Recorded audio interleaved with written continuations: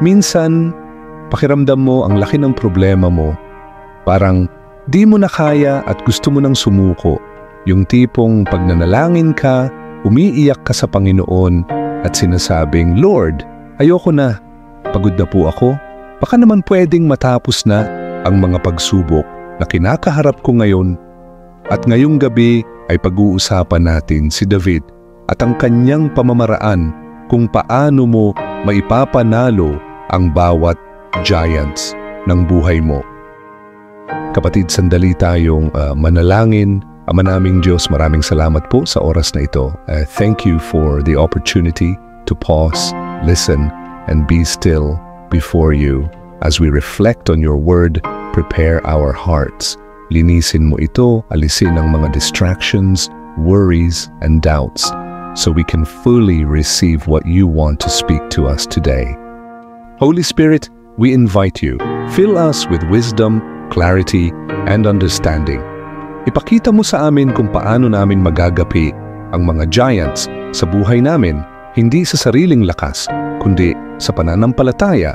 Sa iyo, we surrender this moment to you. Be glorified in our thoughts, our words, and in our response. In Jesus' name we pray. Amen. 1 Samuel 17:45-46, lumalapit ka sa akin na may espada, sibat at palaso. Ngunit lalaban ako sa iyo sa pangalan ng Panginoong makapangyarihan sa lahat. Sa araw na ito, ibibigay ka ng Panginoon sa aking mga kamay at malalaman ng buong mundo na may Diyos sa Israel. Kung gusto mong maging isang taong may matinding pananampalataya, may dakilang pangarap at may makabuluhang misyon sa buhay, hindi sapat na mangarap ka lang. Kailangan mong matutunang labanan ang mga higanteng humahadlang sa iyo, mga giants na hindi laging tao, kundi mga sitwasyon tulad ng delay, discouragement, disapproval at doubt. Ganyan din ang dinaanan ni David. Bago pa niya hinarap si Goliath, dumaan muna siya sa rejection at hindi lang mula sa ibang tao, kundi mismong sa pamilya niya. Nang dumating si Propetang Samuel para pahiran ng magiging hari, hindi man lang siya isinama ng ama niyang si Jesse sa pagpipilian. Iniwan lang siya sa pastulan, parang walang halaga, habang ang mga kuya niyang mas matangkad, mas sanay, at mas qualified ang ipinakita. Masakit yun na sa sariling pamilya mo pa lang, parang hindi ka sapat, pero hindi nagtanim ng sama ng loob si David. Nagpatuloy siya sa paglilingkod, tahimik, tapat, at may buong tiwala sa Diyos. At kahit pinangakuan siya ng trono, hindi agad natupad ang pangako. May mahabang panahon ng paghihintay, may mga laban na walang pumapansin, may mga tagpong parang nakakalimutan na ang pangako sa kanya. At kung kulang pa yun, dumaan din siya sa pagdududa ng mga tao sa paligid niya. Ang kuya niyang si Eliab, kinuwestiyon ang motibo niya. Si Haring Saul mismo, sinabi sa kanya na wala siyang laban kay Goliath. Pero sa lahat ng ito, hindi siya nagpatalo. Hindi dahil sa lakas niya, kundi dahil may pananampalataya siyang nakaugat sa alaala ng kabutihan ng Diyos. Una, alalahanin kung paanong tinulungan ka ng Diyos noon.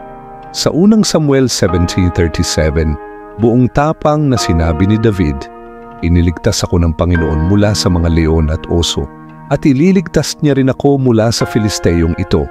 Hindi nagdalawang isip si David. Bakit? Kasi naalala niya kung paanong iniligtas siya ng Diyos noon. Hindi siya nagbase sa laki ng problema, kundi sa laki ng Diyos na tumulong sa kanya noon at tutulong pa rin sa kanya ngayon. Ganyan din sana tayo. Bago ka panghinaan ng loob, balikan mo ang mga pagkakataong sinamahan ka ng Diyos. Yung panahong hindi mo alam kung saan kukuha ng lakas, pero nakaraos ka. Yung answered prayer na akala mo imposible noon, pero ibinigay niya, dumating na sakto sa oras. Napakaraming simpleng miracle na nangyari sa'yo na hindi mo na halos naaalala. Kapag inalala mo kung paano ka tinulungan ng Diyos noon, nabibigyan ka ng lakas ng loob na harapin ang bukas. Hindi mo alam ang mangyayari, pero alam mo kung sino ang kasama mo. Pangalawa, gamitin mo ang anong meron ka ngayon. Hindi kailangan ni David ng espada, hindi rin niya kailangan ng baluti ng hari. Alam niya, hindi sa dami ng gamit ang tagumpay, kundi sa tiwala sa Diyos at sa pagiging tapat sa kung anong meron ka ngayon. Unang Samuel 17:38-40. Ibinigay ni Saul ang sariling baluti kay David.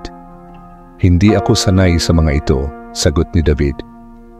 Kaya't hinubad niya ito, pumili ng 5 makinis na bato sa sapa at inilagay sa kanyang supot ng pastol. At yan ay applicable sa buhay natin. Minsan iniisip natin, hindi ko kaya kasi kulang ako. Kulang sa pera, kulang sa koneksyon, kulang sa credentials, kulang sa tiwala sa sarili. Pero ang totoo, hindi mo kailangang hintayin na maging kompleto ka bago ka maglingkod, bago ka sumubok, bago ka lumaban sa laban mo sa buhay. Ang kailangan mo lang ay gamitin kung anong nasa kamay mo ngayon at ialay ito sa Diyos. David had no sword, no armor, but he had faith, experience, and 5 stones. At iyon lang ang kailangan niya kasi iyon ang pinili ng Diyos na gamitin. Ikaw ba? Anong nasa kamay mo ngayon? Isang maliit na negosyo, isang simpleng abilidad sa pagluluto, pagkukumpuni, pagsusulat, paggawa ng content o pag-encourage ng iba? Kahit cellphone lang, laptop o extra oras sa gabi, kung iaalay mo yan kay Lord, magagamit niya yan sa makapangyarihang paraan. Huwag mong tignan o antayin kung ano ang wala ka. Hindi kailanman hiningi ng Diyos na gamitin mo ang wala sa'yo. Ang hinihingi niya ay maging tapat ka sa kung anong meron ka na. Minsan kasi, puro kung meron lang ako, ang iniisip natin, kung meron lang akong mas malaking budget, kung may support lang ako ng ibang tao, kung kasing galing ko lang siya. Pero ang tanong ni Lord ay hindi anong wala ka, kundi anong nasa kamay mo ngayon. Gaya ni David, 5 makinis na bato at pananampalataya lamang ang dala niya. Hindi mo kailangang maging sikat, mayaman o kilala para magamit ng Diyos. Kailangan mo lang maging tapat sa maliit. Doon nagsisimula ang tagumpay na may kabuluhan. Pangatlo, huwag mong pakinggan ang mga panira sa pangarap mo. Ang pinakamasakit na criticism, minsan, galing pa sa mga taong malapit sa'yo. Ganyan ang naranasan ni David. Nung dumating siya sa battlefield, hindi siya tinanggap bilang tagapagligtas. Tinawanan siya, kinuwestiyon ang motibo niya, at minamaliit ang kakayahan niya. Ang kuya niyang si Eliab, tinanong siya ng, "Bakit ka nandito? Pinabayaan mo yung ilang tupa mo?" Parang sinasabi, wala kang karapatang nandito. At sa unang Samuel 36, kahit ang sariling tauhan niya na minsang naniniwala sa kanya, ay pinag-usapan siyang patayin dahil sa sobrang sakit ng pinagdadaanan nila. Ang hirap noon, wala nang sumusuporta, lahat bumibitaw. Pero hindi doon natapos ang kwento. Ang ginawa ni David, hindi siya naghahanap ng validation mula sa tao. Pinalakas niya ang loob niya sa Panginoon. This is more than positive thinking. Hindi lang ito self-help. Hindi lang ito optimism. At hindi lang din ito law of attraction. Ito'y tiwala sa isang Diyos na hindi bumibitaw. Tiwala sa kanyang biyaya, pagkalinga at kapangyarihan kahit wala ka ng ibang maasahan. Kaya kung may mga panirang boses sa paligid mo ngayon o kahit sa loob ng isipan mo, mga boses na nagsasabing hindi mo kaya, wala kang silbi, hindi ka qualified, puro kayabang, tahimik mong isigaw sa puso mo, "But God is with me," and that's enough. Pang-apat, magtiwala kang tutulong ang Diyos para sa kanyang kaluwalhatian. Hindi basta lakas ni David ang nagpanalo sa laban, hindi rin diskarte. Ang meron siya, pananampalataya. Sumugod si David sa labanan, hindi para magpakitang gilas, kundi para itaas ang pangalan ng Diyos. Hindi siya umasa sa espada, sibat o armor. Ang sandata niya ay tiwala. Tiwala na tutulong ang Diyos hindi para sa sarili niyang credit, kundi para sa kaluwalhatian ng Panginoon.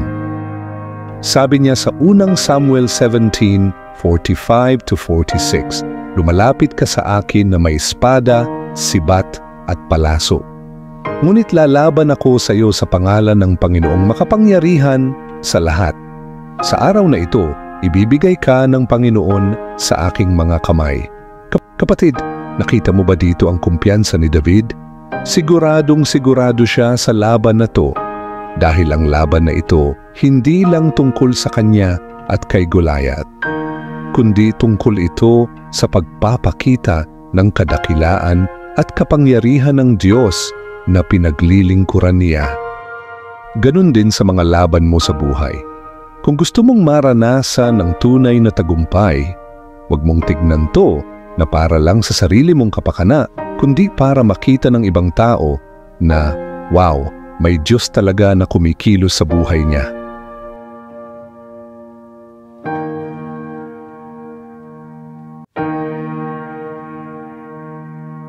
Fight your battles in faith, not for recognition, not to prove yourself, but for God's glory. Ang tagumpay mo ay patutuo ng kanyang kabutihan. Ang breakthrough mo ay magiging faith booster ng iba.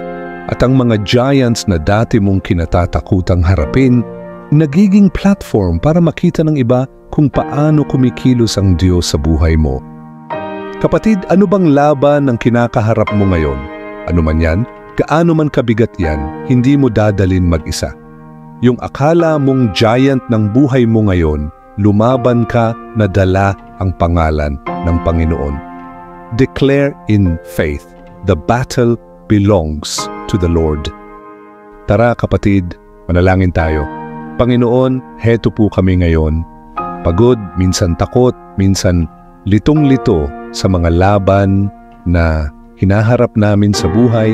May mga bagay na hindi namin maintindihan, may mga pangarap na parang hindi natutupad. Pero sa lahat ng ito, salamat kasi hindi mo kami iniiwan. Sa bawat laban, kahit hindi namin makita, ikaw ang lumalaban para sa amin. Lord, minsan ang bigat, parang gusto na naming sumuko. Pero salamat sa paalala ngayong araw na hindi namin kailangan ng armor, ng titulo o ng lakas ng tao. Ang kailangan lang namin ay ikaw. Salamat sa mga panahong iniligtas mo kami noon. Salamat sa biyayang hindi namin laging napapansin. At salamat dahil kahit kulang kami, ginagamit mo pa rin kami. Ngayon Lord, isinusuko namin sa iyo ang mga giants na kinakaharap namin, mga takot, doubt, delay, discouragement. Lahat po ng bumubulong na hindi namin kaya. We declare in faith, the battle belongs to you. Lord, palakasin mo ang aming loob, patatagin mo ang aming pananampalataya, at gamitin mo ang aming buhay para maipakita sa iba na ikaw ay buhay, tapat, at makapangyarihan. Ikaw ang bida, Lord. Sa lahat ng laban, ikaw ang mananalo. We love you, we trust you, and we surrender all to you. In Jesus' name, we pray. Amen. Kapatid, bago tayo magtapos, maaari ka bang mag-like and comment? At kung hindi ka pa nakapag-subscribe sa channel na ito ng Living by Grace, please don't forget to hit the subscribe button.